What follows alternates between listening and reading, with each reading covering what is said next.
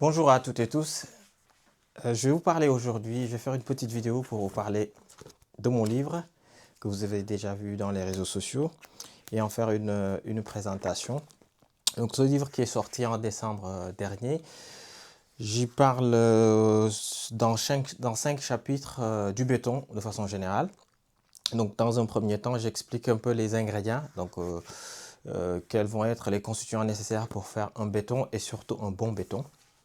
Donc les ingrédients traditionnels tels que le ciment, le sable, les granulats, mais aussi tout ce que j'ai expliqué dans ma dernière vidéo il y a quelques temps déjà sur les additions minérales qui vont être des constituants minéraux qu'on va ajouter au béton pour soit améliorer des propriétés spécifiques ou bien tout simplement par exemple améliorer la durabilité ou encore améliorer l'impact environnemental.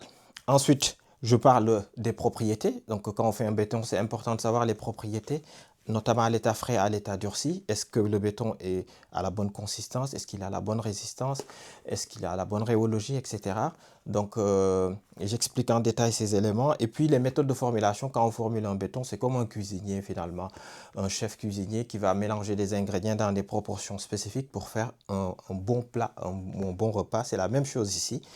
Donc, on parle de dosage des ingrédients avec des quantités qu'on calcule avec différentes méthodes. Donc, j'explique ces différentes méthodes qui existent. Puis, je parle des différentes technologies de béton. Vous savez, il n'y a pas qu'un seul béton. Il y a des bétons ordinaires, il y a des bétons haute performance, il y a des bétons autoplaçants, il y a des bétons fibrés, etc.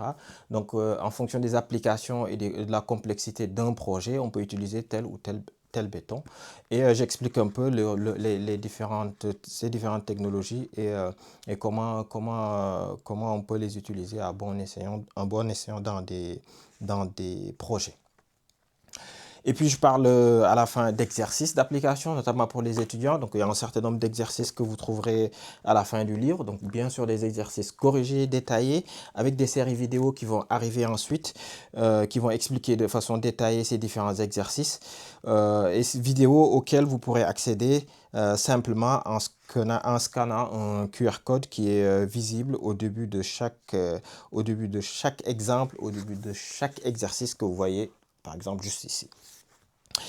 Donc ça, c'est un peu de façon ramassée le contenu du livre que je vous invite à acheter, disponible sur Amazon. Si vous êtes au Sénégal, c'est disponible aussi sur place. J'ai baissé le prix pour que les étudiants en particulier puissent accéder largement. Le livre physique imprimé coûte 30 euros.